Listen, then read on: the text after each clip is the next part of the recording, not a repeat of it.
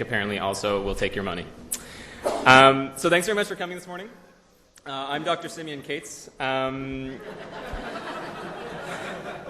just kidding. I'm not Dr. Simeon Cates. I'm Francis Bakewell. Knowing how short all of your attention spans are, and knowing how much we kind of all want grand rounds to be very high yield, I decided to do something a little bit different this morning.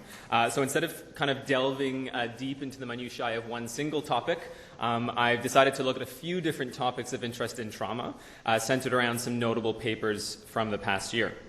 Specifically looking at questions like, when should we order a chest CT in our trauma patients? What blood products should we be giving our trauma patients? And which is better in a severe traumatic brain injury, Mannitol or Hypertonic Saline? So we can start with the case. You're working a shift in resus. You get a 68-year-old patient who's been in an MVC. He was driving about 60 kilometers an hour when he swerved to avoid an animal, lost control, hit the curb, and went into the ditch. Airbags deployed, did not lose consciousness, has been GCS-15 with the paramedics the whole time, rock-solid vital signs. He has a broken collarbone that you suspect is from his seatbelt, what you suspect as well as a broken wrist, a black eye developing from the airbags going off, but no other apparent injuries on your survey, a negative fast. When asked, he says it does hurt a little bit to breathe in his chest, but he thinks it's probably the pain referred from his collarbone. So let's say that you image collarbone, wrist, they're broken, you get a chest x-ray which looks normal. Would anybody else want to do any further imaging given that story? And I won't ask you to commit to I would get sort of further thoracic imaging, but who would think about doing further chest imaging on this guy? So a smattering of hands, probably about a third of people it looks like. So I think the question that's then begged is, which trauma patients need a chest CT, and do we have any way to help us decide that? So why does this question matter? Well, we want to ensure, obviously, that we're not missing significant thoracic injuries in our trauma patients. However, CTs take time, they cost money, and they expose patients to pretty significant amounts of radiation, obviously.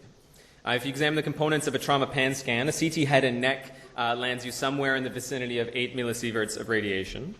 A CT abdominopelvis gives you closer to 14 millisieverts of radiation. And a CT chest gives you about 7 millisieverts of radiation, which I was somewhat surprised by. I always was under the impression that it's just traveling through air, and so you're not going to actually get much absorbed radiation. But it makes up a not insignificant amount of the total radiation in a pan scan.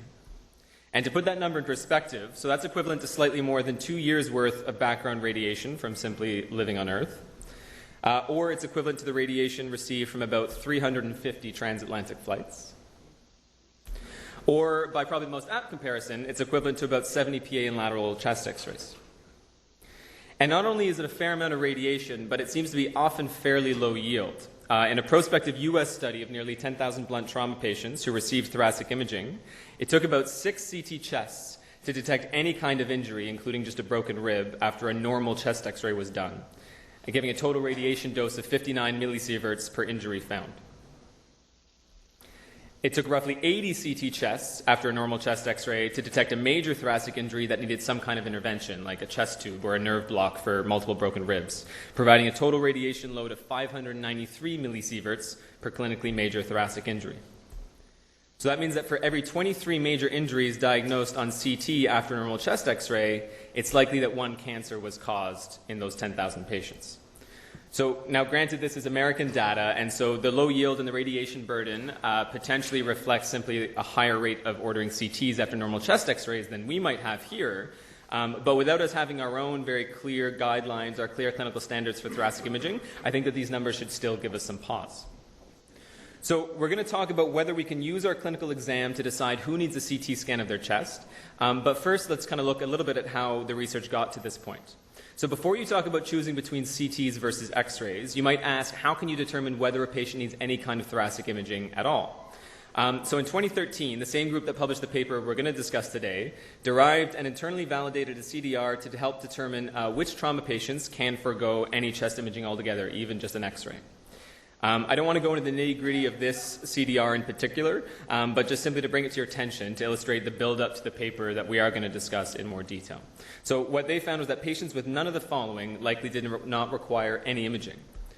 Age over 60 years, a rapid deceleration mechanism, so this is a fall from greater than 20 feet or more than 65 kilometers per hour, and I'll use that sort of shorthand throughout the rest of the presentation, so remember those numbers. Chest pain, chest wall tenderness, altered LOC or intoxication or distracting painful injury. So they found that this rule had a specificity of 13.3% and a sensitivity of 99.7% for major thoracic injuries, 99% for clinically significant thoracic injuries, and 98.8% for just any thoracic injury whatsoever, including a broken rib. So other researchers then have attempted to define the population in whom a chest X-ray alone is sufficient, but we don't need to go further and do a CT chest. In 2010, Brink et al. Performed an observational study of 1,000 blunt trauma patients who underwent chest CTs, and then using logistic regression, they identified 9 predictors of finding an injury on CT. These were age over 55, an abnormal chest exam, an abnormal T-spine exam, altered LOC, abnormal chest X-ray, abnormal T-spine X-ray, abnormal pelvic X-ray, or abdominal ultrasound, and a couple of lab values. And as per their analysis, the absence of all these predictors had a sensitivity of 98% for thoracic injury. However, the utility of this, I think, just on face value seems somewhat limited given the requirement of all that other imaging, which you might not otherwise have ordered, just for the purposes of avoiding a CT of the chest. Now, in 2012, Julian Paraster from Hamilton and his team, including on this paper our very own Dr. Lelis and I, published the scrap rule in CGEM. Some of you may remember this. It was a retrospective derivation study involving about 430 patients and then an internal validation of 180 patients at McMaster, again of blunt trauma patients, adults with an injury severity score greater than 12. Who underwent a CT chest at admission or had a major thoracic injury documented somewhere in their trauma database. And they identified 5 variables for their CDR, a little simpler. A saturation of less than 95% or 98% on O2, an abnormal chest X-ray, a rest rate greater than 25, abnormal auscultation of the chest, or palpable thoracic tenderness, and that's where the scrap comes from. So slightly over half of the patients in their set, their validation set, had a major thoracic injury. They found that when all 5 variables were normal, the rule had a sensitivity of 100%, a negative predictive value of 100%, and a negative likelihood ratio of 0 with a specificity of 44.7. And they determined that this would actually have led to a 19% absolute reduction in CT scans at their site and a 45% reductions in negative CT scans. And it certainly seems like very promising work and lovely numbers, especially given its development in a Canadian centre whose CT ordering practices probably somewhat mirror our own. But the study had several limitations. It was very small. It was based on a retrospective chart review. It's unclear what the inclusion criteria would actually be when applied prospectively. I don't know who, if this is based on basically calculating an ISS score and having actual thoracic injuries, I don't know who to apply it to going forward. And as well, all the chest x-rays were interpreted by staff radiologists and not by emerge docs. So I think despite these efforts, we're left with the question, how can we select which blunt trauma patients require a CT chest and which would be suitable for chest x-ray alone? So that's the question that this study tried to answer, and which this is the study I want to talk about in more detail today. So this is the Nexus CT chest study, published late last year. It's a derivation and internal validation of 2 clinical decision rules at 8 trauma centers across the United States from the years 2011 to 2014. And the inclusion criteria in this study are a little bit simpler. You have to be over 14 years of age, present to the ED with any kind of blunt trauma within 6 hours of the injury, who had any kind of chest imaging done, either chest x-ray or CT chest, ordered in the ED at physician discretion based on usual practice. Just to provide you, however, with some context as we go through this study, you can keep in mind that the CT rate that they had here for these 10,000 patients was 48% of them getting both a chest x-ray and a CT chest in the validation phase. So if MDs were assessing a patient who met those inclusion criteria, which again is pretty broad, then they were provided with study sheets with this list of 14 possible CBR criteria. This was developed based on reviews of the literature and investigator consensus, and can kind of be summarized again as there's an age criteria there. There's this sort of altered LOC or something that's distracting you from being able to give a reliable history and exam.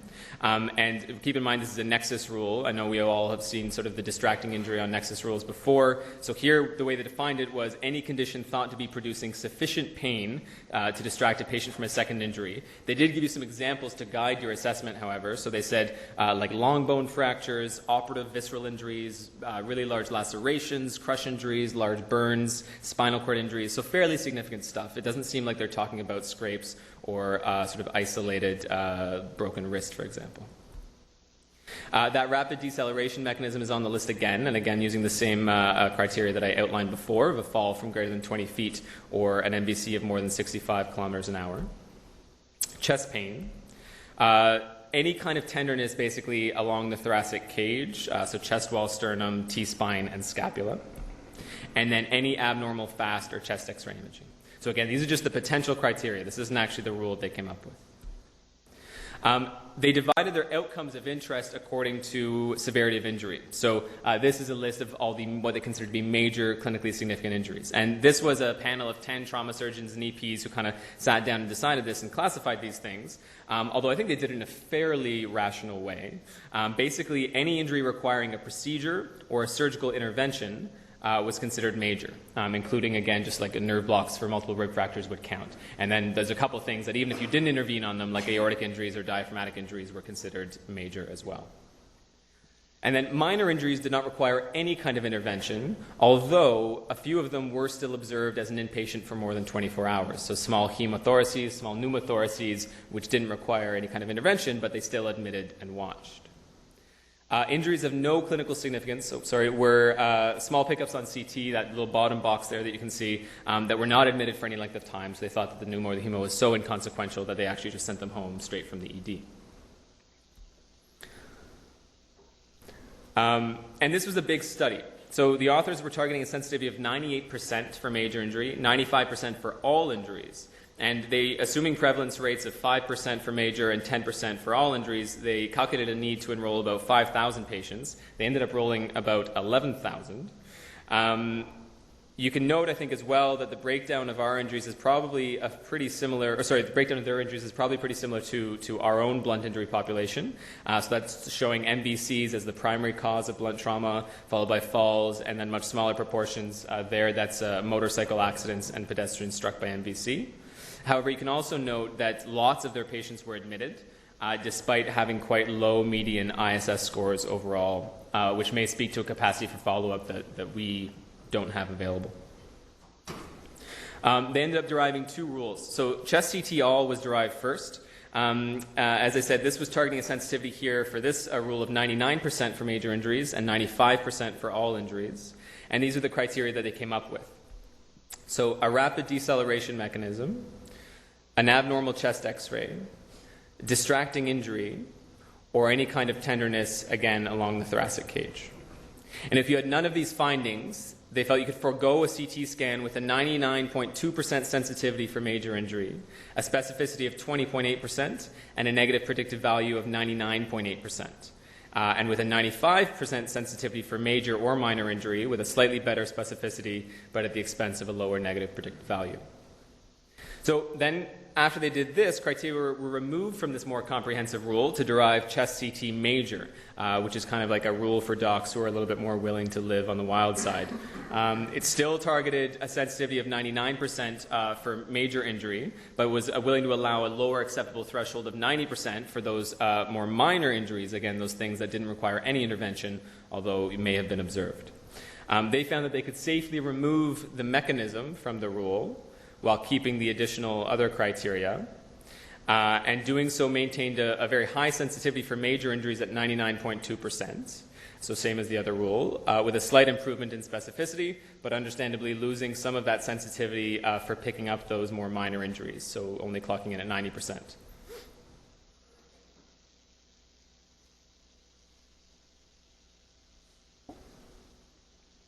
So the biggest limitation of these rules, and one that was stressed by the authors themselves, is that this type of rule should not be used to determine whether a patient needs thoracic imaging or a CT chest in the first place, i.e. as a rule in. As in some centers, they pointed out, using the clinical decision rule that way is going to be likely probably to increase CT use. But rather, they suggested using it as a way to determine whether you're able to forgo a CT chest in a patient whom you're already inclined to order one on, i.e. as a rule out. In our center, therefore, it may be of less frequent use, as our reflex is likely not to perform a CT chest unless there's probably strong clinical suspicion in the first place. However, having said that they didn't want to use it as a rule-out test. In their validation population, they predicted that using the rule would have avoided 25% of their chest CTs, and that chest CT major would have avoided 37%. So they would have gotten a significant reduction. But again, keeping in mind, that's in a population where you're scanning half of them.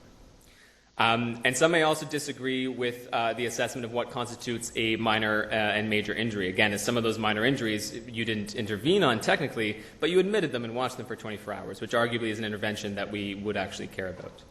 And then obviously the rules would require external validation prior to any kind of widespread adoption. So that's sort of what they kind of concluded. But what's my take-home message for you on this?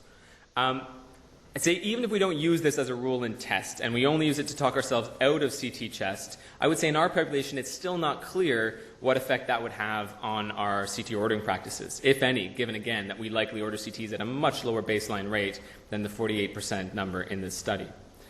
However, we can say that using this test as a rule-in would certainly increase our CT chest usage. And while that would probably mean fewer misses, it's not the purpose for which the rule was designed and would likely lead to this dramatic increase in scans. So you should probably not start using this as a rule-in when thinking about who needs a CT chest in the first place. So can you use it? Well, I guess having said that, if you're already somebody who is frequently ordering CT chest and blunt trauma, you're never sure when you can safely rely on the chest x-ray alone, then I think thinking about the Nexus CT chest rules might make the decision to forego a CT a little bit easier. However, again, in our center, I'd be surprised if any of us are really leaning towards CT chest for the population that was negative in this study. What would be ideal going forward, obviously, is a more specific rule-in clinical decision rule, one that helps determine the specific factors suggesting a patient needs a CT after the initial chest x-ray in the first place. And I think maybe the combination of the work that the Nexus group is doing and the small but interesting results from the group in Hamilton suggest that coming up with such a rule is not outside the realm of possibility, but we just may not be there yet. So to go back to that patient, if you were considering a CT of his chest, whether it was based on his age or based on the pleuritic pain he's having, then you might consider looking at these CT chest rules before you order it. And assuming that the only point of tenderness on that patient is the broken collarbone, and that you don't think that broken collarbone or the wrist or the other injuries are truly distracting, then technically by both rules from the Nexus group, he would have been low risk. And you could possibly consider a period of observation in the ED or repeat chest x-rays rather than obtaining a CT. I'm sure there's probably some thoughts on that, so we can open up for any questions before we move on. Dr. Steele. So, Francis, you did a great job of reviewing that paper very carefully and identifying major limitation being what they do in the U.S. is so much different that we're always afraid their rules will increase our utilization. So I just want to remind folks that we did this at Journal Club last year, and the paper got a 3 out of 5 for methods and 3 out of 5 for usefulness. And the major other concerns were that they include everybody, including those with GCS less than 15, and usually you can't clinically assess somebody under 15, so it's kind of not helpful. And the good old distracting painful injuries gives the doctor complete license to do what he wants, because he really wants to see he finds any other injury he will order. We found in our studies that the inter-observer agreement of that variable is pretty poor. Despite they're giving examples, Yeah. the doctors never agree on what it really means, and it just gives them an opportunity to say, well, that could possibly be distracting, no CT. And the other guy says, oh, but broken thumb must be distracting. Yeah, so for the folks playing along at home, the comment was from Dr. Ian Steele about two things. One being that in the study they included a lot of people who had GCSs that were not perfect, and so assessing their sort of history and assessing their exam is much more difficult. I was speaking with Dr. Lampron about some of this stuff as well, and she made sort of a similar point, saying that if you've got a patient who is obtunded, certainly if you've got a patient who's intubated, you should probably not be questioning whether or not you're doing this kind of imaging. You should be doing this imaging. And then the second point being about the inter-rater reliability of the distracting injury component. Dr. Eagles had a question?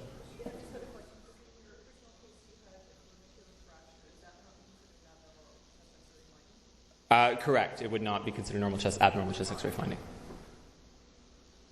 Dr. Cates. So you make the argument that like serial abdominal fast exams, you can do serial pleural exams, finding clinically significant or major injuries. Has anybody actually looked at doing the exams by their pneumothorax, pneumothorax, or anything else, including puncture fractures versus doing a CT? So your question is about the reliability of repeat physical exams? Physical and ultrasound exams. And ultrasound exams, yeah. So I would say I can't answer the first question. I don't know if what the data is on looking at the reliability of repeat physical exams. In this study, as you'll know, amongst the candidate criteria were abnormal ultrasounds, which again you would think, given what we have learned about the sensitivity of ultrasound in picking up pneumothoraces and hemothoraces, would have been a really viable option. Unfortunately, the reason that it didn't get included as part of this rule was because the rate of doing the ultrasounds was so incredibly low, so they were only done about half the time.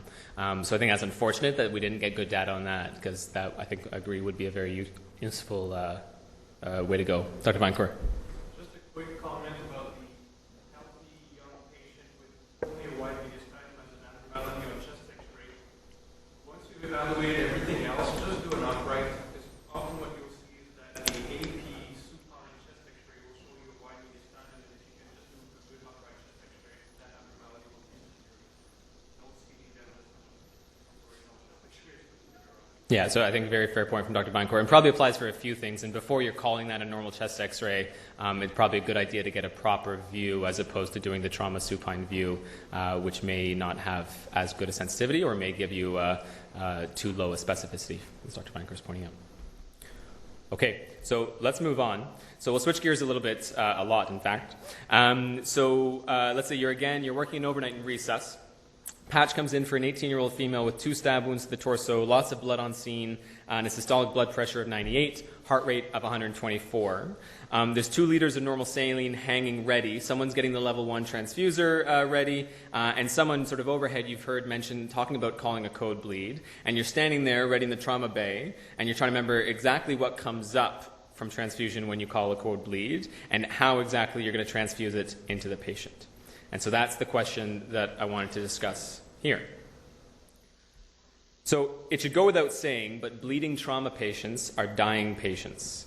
20 to 40% of trauma deaths that occur after hospitalization occur due to massive hemorrhage. And between the time they come through the door and the time they go off to an OR or to angio, I think we have a chance to help reduce this rate of mortality through improved resuscitation and transfusion techniques. Traditional resuscitation techniques in hemorrhage involve giving a couple liters of crystalloid, transitioning over to packed red blood cells, often slowly, and targeting hemoglobin levels. Traditional ATLS teaching is somewhat notorious for long advocating this 2 liters of normal saline before blood approach. But more recently, there's been a push towards this idea of damage control resuscitation.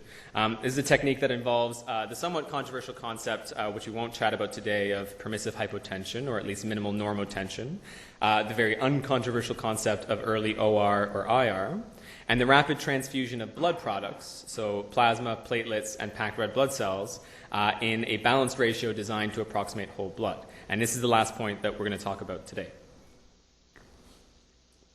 So the goal behind all of this is to better treat intravascular volume deficits, to preserve the oxygen carrying capacity of the blood, repair the endothelium, and to prevent the acute dilutional coagulopathy of trauma, which we'll all remember one of the significant factors in the vicious cycle of the trauma triad of death. But where does this relatively recent practice of a balanced transfusion ratio come from? So I want to look a little bit at some of the evidence and then talk about the big new change last year. So as you may be aware, a lot of this evidence originally comes from the military. There's a notable retrospective study published in 2007 of about 250 military trauma patients undergoing massive transfusion. And so this was the classic definition of more than 10 units of packed red blood cells in 24 hours. And the patients in this retrospective study had to actually have received that to be included. And they found that a transfusion ratio of 1 to 8 plasma to packed red blood cells was associated with a 65% mortality rate, whereas a ratio of 1 to 1.4, which was the lowest that they found in that study, was associated with a mortality of 19%. Now, this kind of mortality difference obviously seems astounding. However, besides the usual risks of bias that come with a retrospective study, these types of studies looking at massive transfusion have a very particular bias inherent to them that has to be thought about as you read them, and that is survival bias. So by requiring that patients in your study actually survive long enough to receive 10 units of packed red blood cells, And not only that, but that the second group survives long enough to receive essentially an equivalent amount of non-packed red blood cells, you're unwittingly selecting a patient population that was probably more likely to survive their trauma anyways. So a difference that big should probably be taken with a grain of salt. This bias notwithstanding, these kind of results have spurred on prospective observational trials in the civilian world, which have shown similar, though perhaps less significant trends.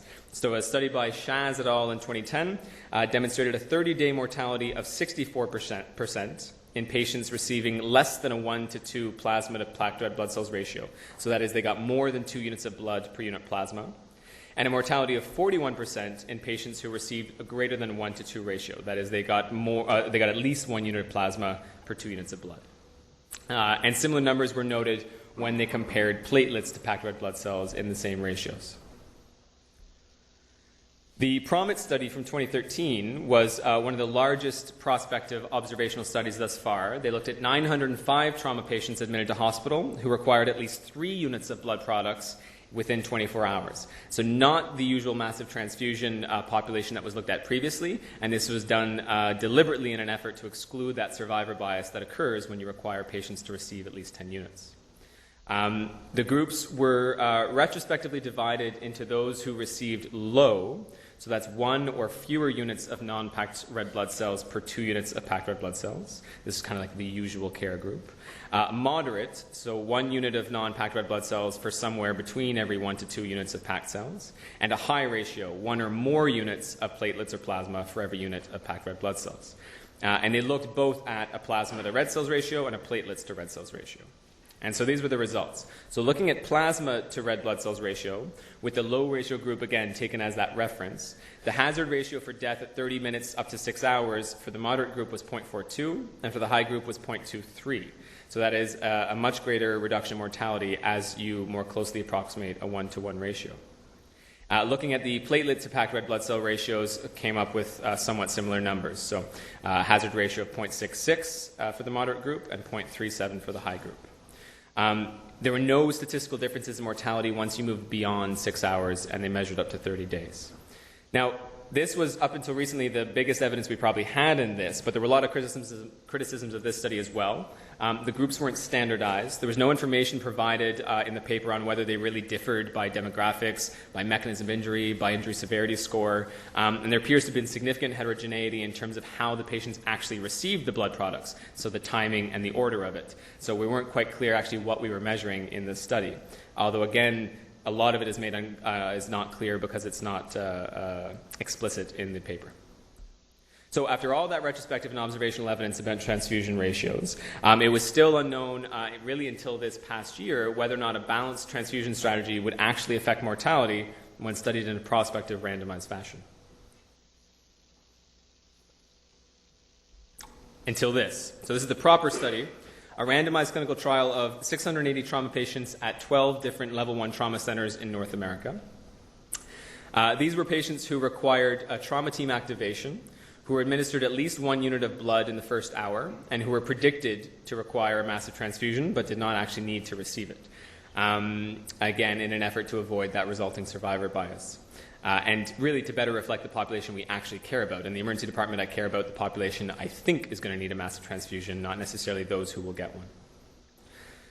Patients were predicted to need a massive transfusion either based on MD judgment and Gestalt or by using the assessment of blood consumption score, which I know you're all calculating in your trauma base. Basically, there's 4 factors. Each factor is worth 1 point. A score of 2 or greater has some predictive value. You can see on the side there with the sensitivity and specificity ranging from 75 to 90%, specificity from 67 to 88% as to whether or not a massive transfusion is likely. I'm showing this again not to break it down for you, not to advocate for its use, but just to tell you that it's out there, and it was one of the tools that they used to include patients in the study, although it's unclear how much docs actually use this versus just relied on their Gestalt. The study did not include pregnant patients, burns or inhalational injuries, patients requiring CPR, and those who were thought to be essentially immediately moribund, not expected to survive past 1 hour, although again this was just left up to physician discretion. And these are the interventions studied. So I'm going to break this down visually for you so we can better understand not just the actual ratios, but how the blood was given. So the two arms were composed of a 1-to-1-to-1 ratio and a 1-to-1-to-2 ratio that was based on the previous PROMIT study, which showed that clinicians tended to cluster around these ratios anyways. But there's differences, like I say, not only in the ratios that they got, but in the order in which they received them. So the 1-to-1-to-1 group, their protocol, every time they called for blood, they got a container including 6 units of platelets, which is considered to be one adult dose, which was transfused first.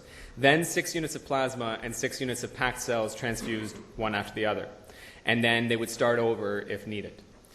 The 1-to-1-to-2 protocol had odd and even containers. So the first container included 2 units of packed red blood cells, then 1 unit of plasma, which they repeated twice for for this time a total of 6 and 3. And then a second container would include the dose of platelets, and then again alternating 2 units of packed cells and 1 unit of plasma for a total again of 6 and 3. And then they would start over that order again as needed. So you can see it's not only differing in terms of what's the ratio of what's being given, but also of when they're getting their platelets. Just a note here while I have these pictures up and before we go any further, so for the purposes of understanding these ratios better, I'm visually representing at the top there each unit of platelets as an individual bag, but more commonly and at TOH as well, when we give these, we're giving pooled units, so you're actually giving it as one bag. It's considered one dose, but there's 6 units of platelets there. And as everyone here is hopefully familiar with, so at the Civic, as mentioned a couple times, we have our own massive transfusion protocol where blood products come to us in these 3 sequential boxes. And visually, that's how it breaks down for us. So the first box delivered contains 4 packed cells and 2 units of plasma. The second box contains another 4 packed cells, 4 units of plasma, and a dose of platelets. And the third box contains 6 packed cells, 6 plasma, and another dose of platelets. So while our ratio most closely resembles the 1-to-1-to-1, we're technically a 6-to-6-to-7. The order in which we receive our products, at least initially, perhaps more closely resembles the 1-to-1-to-2 group. And what I mean by that is we're giving more packed cells than plasma up front, and we're only giving platelets after at least 4 units of packed cells, whereas the 1-to-1-to-1 group in proper, again, was getting that dose of platelets right off the bat. So just something to keep in mind as you go through this is that it's not quite as simple, perhaps, as what they're getting, but when and how they're getting it. So the outcomes that the authors studied were as follows. They looked at 24-hour and 30-day mortality. And then as secondary outcomes, they looked at time to hemostasis, which was a clinical judgment from the surgeon or in the IR suite. It was also considered to be the end of the official intervention period, after which transfusion was just left up to the discretion of the MRP. They looked at the number and type of blood products used before hemostasis and after hemostasis. They looked at complications, hospital ventilator, ICU-free days, incidence of surgery, and also at functional status at discharge at 30 days. You don't need to remember a lot of this because they didn't find much. But who did these patients end up being? So they assessed a lot. Over 11,000 patients were assessed for eligibility. The vast majority of them were excluded, however, and I think fairly, mostly because they didn't receive that at least 1 unit of blood in the first hour. They were not direct transfers from the scene, or they were not predicted to need a massive transfusion in the first place. Notably, there's 130 right in the middle there that were excluded because they had devastating injuries and were expected to die within the first hour. I'm not sure what effect that played on the results. The sample size was planned to detect a 10% difference in 24-hour mortality and 12% difference in 30-day mortality. And that's important to remember what they were aiming for. That was based on what the authors felt, A, would be clinically meaningful, but also on these tremendous mortality differences that we'd seen in previous studies. Only 4 patients were lost to follow-up, and a sensitivity analysis included a range of imputed values for those patients. And so, as you might expect, these were sick traumas. They had median ISS scores of greater than 26. 44% of them had a significant tachycardia. 39% of them had a systolic blood pressure less than 90. Almost half of them were penetrating traumas. Almost half of them actually did end up receiving a massive transfusion, as predicted. And the vast majority of them received at some point at least 3 units per hour during that first 24 hours.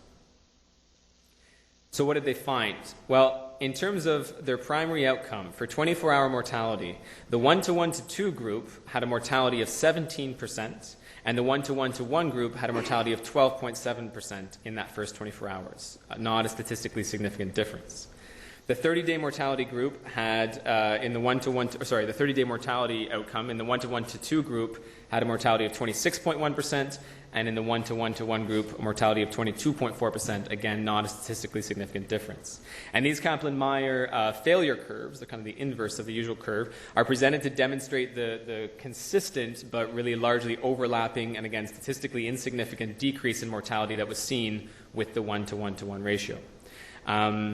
Now, notably, one thing they did find that was statistically significant is when looking specifically at death by exsanguination in the first 24 hours, which did, in fairness, represent 80% of the deaths that they had in those first 24 hours, there was a statistically significant reduction from 14.6% to 9.2% in the 1:1 group.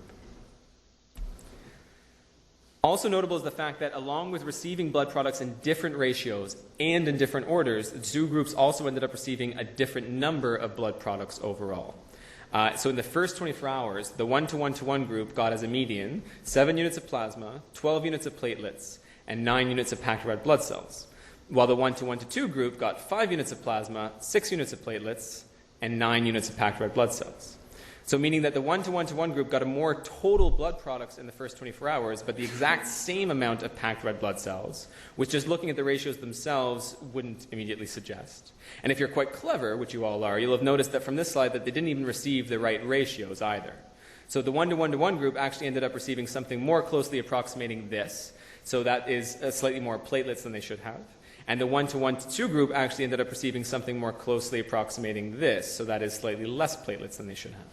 And this occurred, according to the authors, because after the immediate intervention period was done and hemostasis was achieved, further transfusion was based on lab-directed care by the MRPs. There were no significant differences in complications, whether it was ARDS, multi-organ dysfunction, venous thromboembolism, sepsis, or transfusion-related complications. Nice. Though the overall rate of complications was quite high at 89% of patients in both groups. So what are we left with? While this trial failed to detect a statistically significant mortality outcome in comparing the two transfusion protocols, it did show a trend for both 24-hour and 30-day mortality. It did show a statistically significant reduction in death by exsanguination without an apparent increase in adverse effects.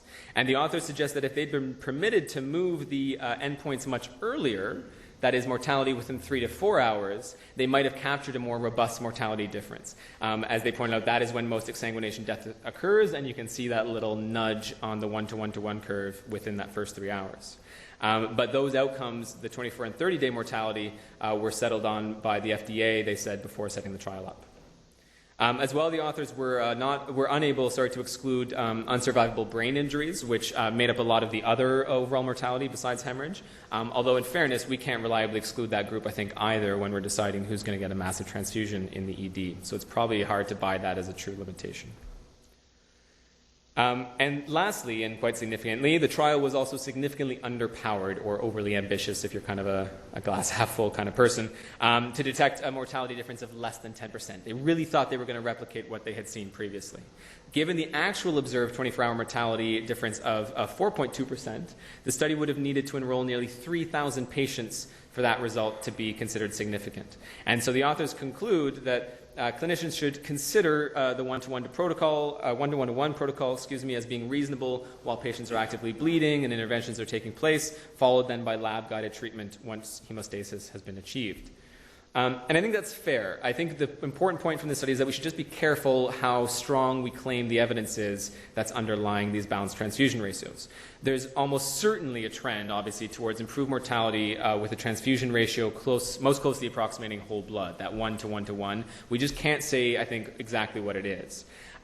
It's possible that the proper investigators may simply have overestimated what the effect is, i.e. they were targeting that 10%, or they may have unfortunately compared to two strategies that are so similar, the 1:1 and 1:2, that there in fact is no significant difference between those two.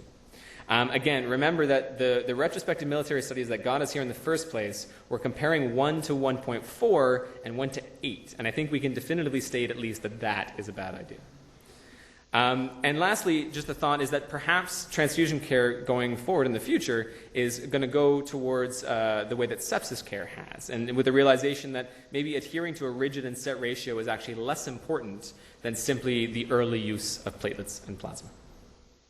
So to that end, I would also like to simply remind you that with our code blood protocol, and I'd love to hear Carrie and Guy's thoughts on this as well, just because the blood products are listed in these orders in each box doesn't mean you have to give the contents of the box in the order in which it's listed, i.e. You don't need to wait to give 4 units of packed cells before giving a unit of plasma. You could give plasma after 2 units, or you could run in a unit of plasma while you're running in blood through another line, for example, if you think that's appropriate. Carrie was kind enough to discuss our use of the massive transfusion protocol a little bit with me, and pointed out that the reason it's constructed this way is in part because we actually rarely in the ED make it past the first box before they're going off to OR or IR, or the patient actually stabilizes and we kind of falsely predicted the need for a massive transfusion beyond a couple of packed red blood cells. But I think it's important to stress, and hopefully everybody here who's involved agrees with me, is that just because we're actually rarely giving a full massive transfusion in the ED is not a reason not to call a code bleed if you think they might need one. I think everyone would prefer that we err on the side of over-calling it. There's a window in which those unused blood products can be saved and can be returned without any significant wastage. So don't be afraid to call it if you think you might need it. And I hope that would be the message from the team as well. Any questions about proper?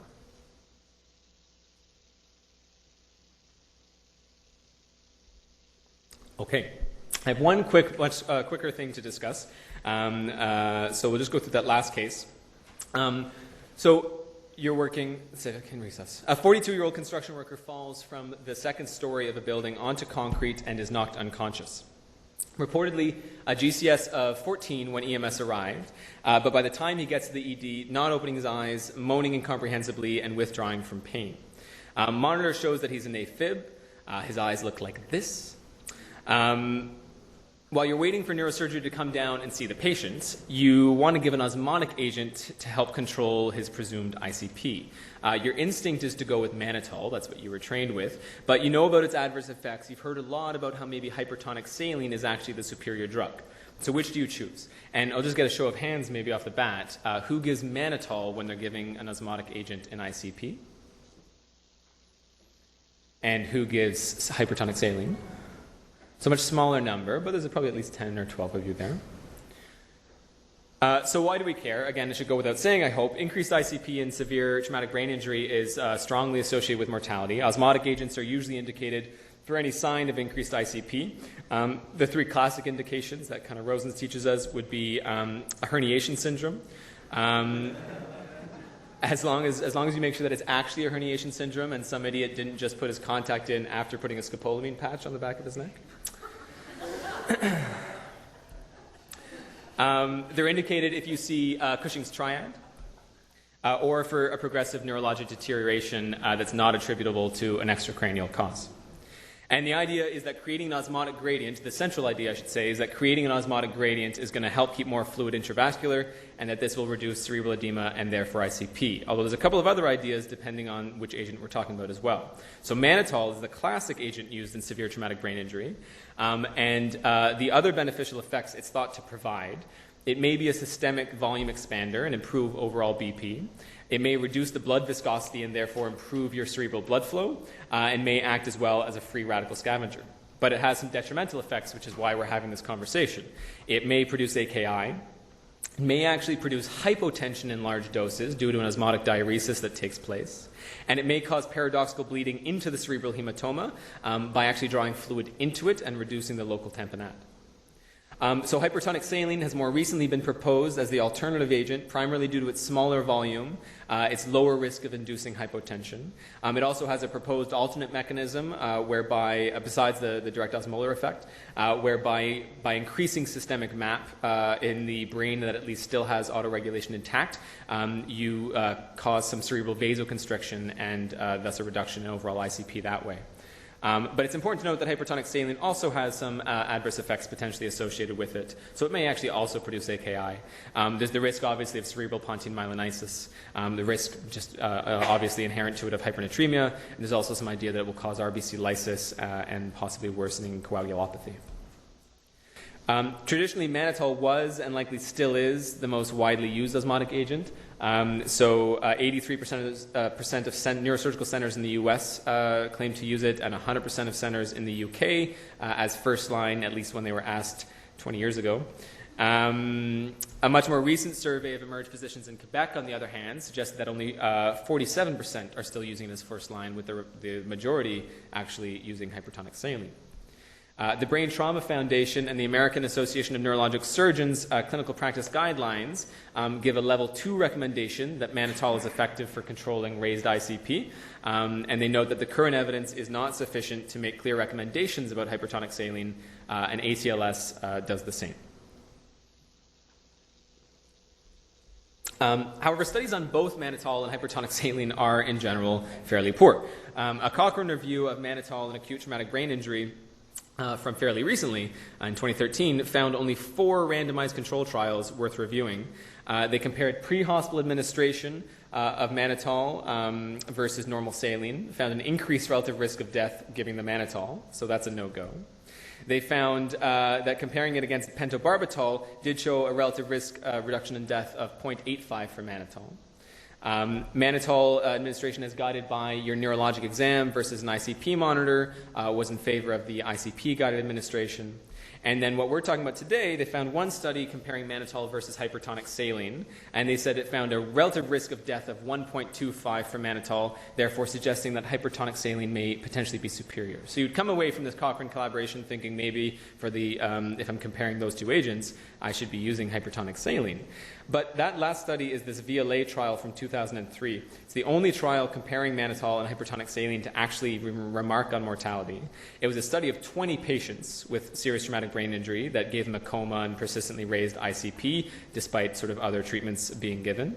And they were randomized to receive either a couple mils per kilo of 20% mannitol or of 7.5% hypertonic saline anytime their ICP was elevated. So the main findings of the study were that the patients with the hypertonic saline had fewer episodes of ICP per day, they had shorter episodes, and required CSF drainage from their EVDs less often. But again, this is a very tiny trial. It was conducted in ICUs in patients who already have an EVD in place. Death was not a pre-established outcome. And where this relative risk of 1.25 for death, as calculated by the Cochrane review, comes from is based on the fact that 5 died in the mannitol group and 4 died in the hypertonic saline group. And obviously giving you wide confidence intervals crossing 1. So important to look at that chart as opposed to just taking the bottom line from Cochrane. So given the apparent and relative weakness of any one study and smallness of any one study looking at these drugs so far, it would be a topic that seems to lend itself to systematic review and meta-analysis. And the last paper I want to discuss looked at just that. So what is the cumulative evidence up to this point for using hypertonic saline in serious traumatic brain injury? So this was just published in CGEM in March. This is the largest systematic review and meta-analysis of randomized control trials on this topic to date. The authors reviewed a really wide variety of databases and gray literature. They came up with 11 studies comprising 820 patients, adults with GCS of less than 8 after traumatic brain injury, and randomly assigned to receive either hypertonic saline or any other type of solution.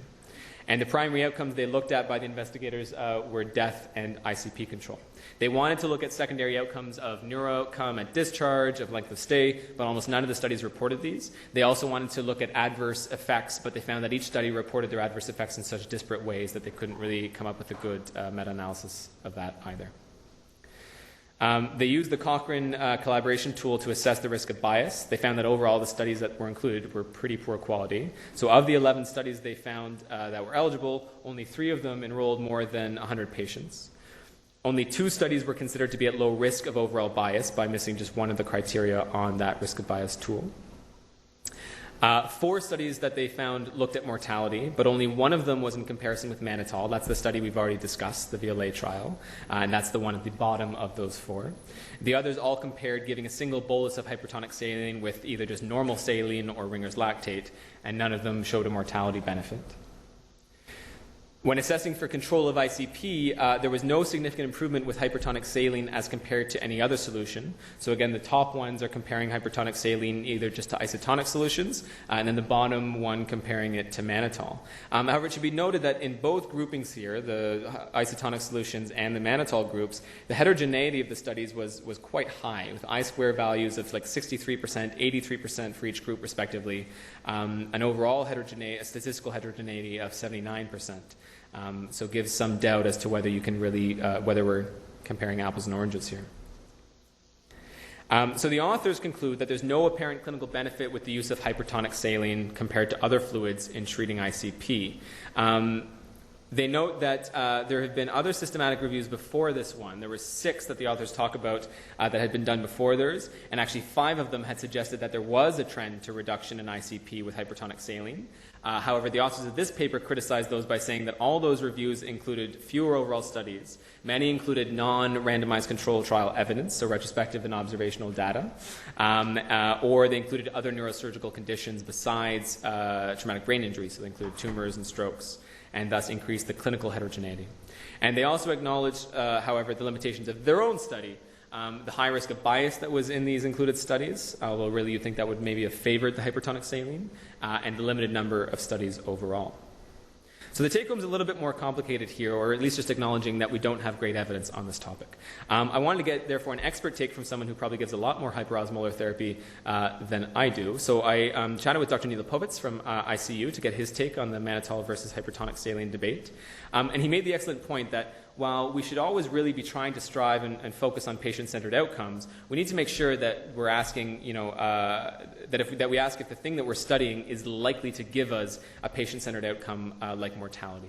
So given that hyperosmolar therapy is a stopgap treatment until the real definitive management takes place, it might be asking a lot to expect it to save lives, especially in these small studies.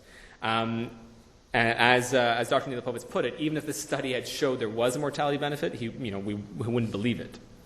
Functional outcome, as mentioned, would likely be a bit more of an appropriate patient-centered outcome, but as I said, almost no data exists on this to this point. As to the evidence on a reduction in ICP, the data is limited by the heterogeneity of the studies, both clinical and statistical. So clinical in the fact that they gave various concentrations, various amounts, and statistical heterogeneity given the variance in the results, as I showed with those I-square values. But keep in mind, I would say, that the clinical evidence of the benefit from mannitol, by comparison, is also somewhat underwhelming. So what limited evidence we have often comes from non-randomized control trials, from sort of lab studies and animal studies, suggests that both likely have some effect. But again, the overall effect of either of these agents is going to be small when compared to definitive management of the underlying problem. So at the end of the day, it's probably reasonable to use either agent, although the balance between the evidence and the practice guidelines technically still favors mannitol. A strategy that chooses according to the adverse effects you might expect from either drug is probably the most reasonable strategy. So, for example, avoiding mannitol in patients who already have AKI or hypotension, and avoiding hypertonic saline in patients who you might think are prone to demyelinasis or who are coagulopathic, for example. But don't lose too much sleep over it, and remember all your other adjuncts for temporizing ICP, and get a neurosurgeon downstairs fast. Any questions?